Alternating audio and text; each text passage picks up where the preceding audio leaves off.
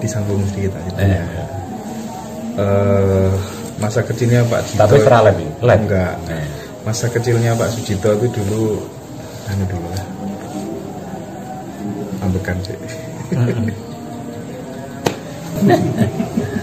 Ini cerita kebenaran ya. Kang Jito itu terlahir dari keluarga yang sangat sederhana, sangat sederhana. Ya, lek menurut cerita orang tuaku, kecilannya Kang Sujito itu apa ya, ngenes ki apa ya istilahnya? Iya, ngenes. Iya. Bos pokoknya mengenaskan, nelongso ya. Artinya gini, kepala saya itu dulu itu bonor katanya, rusak, koreng ya. Jadi nggak bisa disentuh apa-apa kecilan saya itu. Dan ketika saya kecil, menurut cerita orang tuaku, saya itu usumnya dulu itu kan kerja di orang tuaku kerja di gudang bako itu ya, di gudang bako. Itu saya kalau kang lembur-lembur itu ditaruh di ngisor entrak itu ya. Jadi perjuangannya orang tuaku sangat luar biasa. Sampai ya seperti itulah zaman dulu ya, nelongso hidup. Kang Jito menurut cerita ya ini ya, terus beranjak mulai besar, mulai katakan sudah kelas 1, kelas 2 ya, mungkin kelas 2 Kang Jito mulai bisa memahami ya, bisa memahami di situ, karena orang tua itu selalu kondisi dengan apa adanya ya. Nah, dengan kondisi orang tua saya yang dulu itu juga mungkin banyak juga orang tua dari saudara-saudara yang lain itu kurang ya dalam kehidupan hidup yang kurang ya. Jadi saya nggak hanya hidup saya yang nelongso, bukan, tapi ini kan cerita kecil ya. Itu Kang Jito sempat makan itu dititip-titip nih gitu ya, karena orang tua kerja jadi dititip-titip nih. Terus pada usia berapa ya, Kang Jito itu sudah tumbuh masih SD tapi ya, Kang Jito punya kebiasaan jelek. Artinya gini, suka nyolong duit ya, ini pengakuan Kang Jito, suka nyolong duit, tapi nyolong duitnya orang tua sendiri ya. Jadi nyolong duitnya orang tua sendiri ya. Itu kebiasaan Kang Jito dulu itu ya. Jadi ketika Kang Jito punya perbuatan seperti itu, memahami, karena pemikirannya Kang Jito kurang jajan gitu ya. Kadang-kadang melihat teman-teman sebaya itu kok oleh jajan, kok aku ora tahu jajan. Nah itu jadi kebiasaan Kang Jito jelek seperti itu. Akhirnya Kang Jito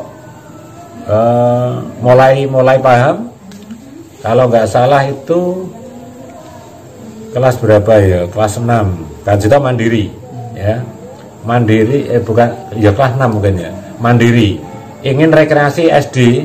Kang Jito jual sekam itu dedek persak loh mas, selepan pari, dedek gabuke sekam ya bahasanya itu Kang Jito pengen ikut rekreasi ya, itu jadi jual itu, jadi mikuli dari penggilingan padi dijual di tempat pembakaran batu bata gitu dulu itu. Terus tahapan akhirnya Kang Jito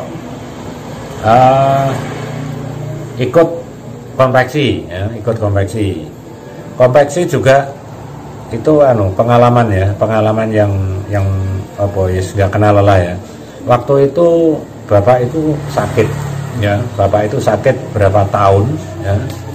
Jadi yang kerja itu ibuku jualan di pasar, aku itu jahit mas ya, jahit konveksi ya, konveksi seragam sekolah itu ya. Itu hampir nggak ada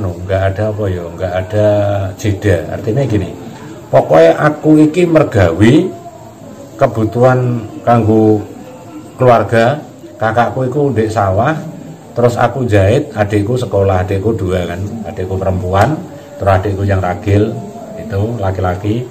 Jadi aku itu jahit, pokoknya bayaran nggak tahu, artinya nggak tahu, pokoknya dibon, pokoknya bayaran karena nomor kwitansi, wis seperti itu, beberapa tahun ya seperti itu. Jadi untuk menopang keluarga. Terus akhirnya tahapan demi tahapan diikuti, wis pokoknya seperti itu. Wis lembur jam 12 malam baru pulang. Kadang-kadang naik garapan penuh rame nginep di tempat kerja seperti itu. Jadi sekolah itu buat pelayon ya, sempat sekolah SMP buat pelayon. Wis pokoknya jadi mikirin oke niki duit ya, karena kan untuk menunjang karena orang tua sakit seperti itu. Ya kurang lebih seperti itulah. Suka duka nih. Kalau pas itu Pak memutuskan untuk menikah itu di usia berapa? Nikah itu usia 25. Nah, usia 25. Ketika itu aku habis ngopeksi ceritanya ya, habis ngopeksi di situ aku akhirnya diajari motong ya, diajari motong sendiri, terus dikasih arahan sama Pak Lek almarhum sekarang ya. Ya mudah-mudahan semua itu ada manfaatnya. Aku belajar motong di situ, terus aku bisa beli mesin jahit, terus punya mitra kerja ya, anak buah misalnya ya, diantaranya Mas Apenan itu ya, Mas Ridwan itu jahit. Nah, kontak jahit di situ memang aku tahapan demi tahapan sambil puasa di situ kan. Dan kerja di situ aku nggak ada pantang menyerah. Wis pokoknya aku selalu memikirkan hal-hal yang positif dok ya. Jadi intinya berbagi ya. Jadi untuk berbagi orang lain di situ. Wis pokoknya untuk kalau secara saiki opo ya kesejahteraan karyawan itu tak perhatikan zaman dulu. Jadi anak buah loro ya langsung tak kasih uang, wis pokoknya diperhatikan seperti itu. Terus istri saya itu kan pegawaiku ceritanya. Itu ceritanya. Jadi penjahitku iya. Jadi yes mungkin belajari tentang itu ya di sini. Di rumah sebelah. Di rumah sebelah, di rumah orang tua ya kan itu. Terus 95 aku nikah gitu. Ini banyak pertanyaan, teman-teman pengen gabung di grup Telegram, harus menghubungi siapa? Bisa Mas Fani ya. Nanti bisa lewat kolom komentar aja ya Pak Cito ya. Yes. Mungkin zaman saya ngatur lah piye carane aku wis dulu. Aku ditakoki link bareng wis ra genah aku. Link ngono iki. Ora dunung aku takoki link opo aku wis. Usaha di Purwodadi hancur lebur Pak Cito, suami saya sakit-sakitan, tolong diberikan bantu doa Pak Cito, solusi atau doa. Namanya siapa? Waduh itu tadi arahan umum aja Pak Cito ya. Supaya tidak putus asa minimal itu. Ya tetap tetap berpikir positif ya. Jadi ini intinya ya, dulur-dulur sing sekirane wis kepuwepet tenanan. Iki ya. Dulur-dulur sing wis pokoknya intinya kepuwepet tenanan dalam kondisi apapun.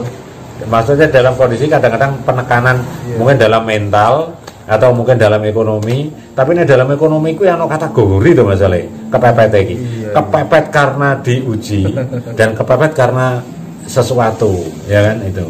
Tapi intinya tak garis bawahi gini. Nek mungkin ada yang sakit sing sekirane belum mendapatkan kesembuhan ya, mungkin dengan perantara ucapan Kang Cito ini mudah-mudahan Gusti Allah nyembadani ya. Itu bilangnya gini,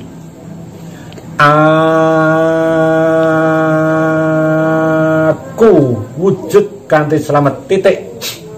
Itu ucapkan setiap menjelang tidur, minimal hari-hari biasa, maksimalnya menjelang tidur.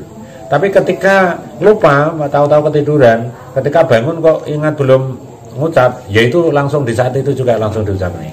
Seperti itu. Jadi aneh lebih panjang lebih bagus. Puasa ngelos bisa ditutup pakai pati geni ya Pak? Puasa ngelos ditutup pati geni juga bagus, ya kan, juga bagus. Ini kan banyak sekali dulur-dulur kita yang sembuh karena terapi, meskipun juga masih banyak yang proses gitu kan. Tanggapannya panjenengan Pak? Ya, dulur-dulurku semua yang diberikan jodoh dengan adanya terapi mandiri oleh Kang Sujito banget terima kasih dan panjatan doa kepada Yang Maha Kuasa.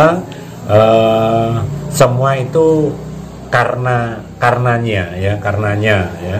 Jadi tanpa dikuasakan Kang Sujito juga nggak bisa apa-apa. Tapi mungkin karena dengan keyakinan sampeyan ya, dengan ketulusan sampeyan, kayaknya itu juga sangat penting ya.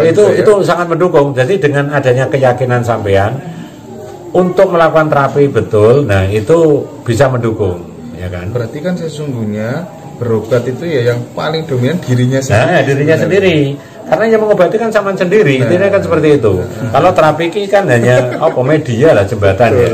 Kan seperti itu. Makanya terkadang dibawa ke paranormal kondang nasional nggak cocok. Ya kan lagi-lagi kan dirinya ya Pak. Kan seperti itu kadang. Ada yang datang cukup dioseri apa tuh namanya batu toh sembuh ya Pak. Fungsi oralit dan kira-kira bisa diminum berapa hari sekali Pak? Oralit itu menurut dawuh 1 kali tok, nggak bisa diulang-ulang. Sekali ya? Sekali. Gak kok terus sekarang minum, besok minum, enggak. Iya. Kalau mengobati mata kabur pripun Pak Cito? Ya terapi itu Mas. Tapi kalau ya ojo mau sing akeh-akeh, pokoke wong terapi ngono wis ojo akeh. Mengobati ini Pak, habis berobat dodoku masih sakit Kang. Ya diusahakan terapi seperti itu. Terapinya. Dosisnya oralit gimana Pak? 1 sendok gula pasir, 1 sendok makan. Terus garam dapur sepucuk sendok teh atau lebih sedikit nggak apa-apa. 1 gelas normal itu ya. Itu.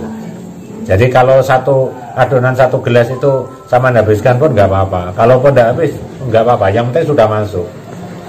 Tapi sebenarnya terapi ini tidak hanya untuk sakit-sakit medis kan ya? Non medis pun juga bisa sebenarnya. Sebenarnya kalau non medis itu juga bisa, tapi kalau non medis itu kecil kemungkinan.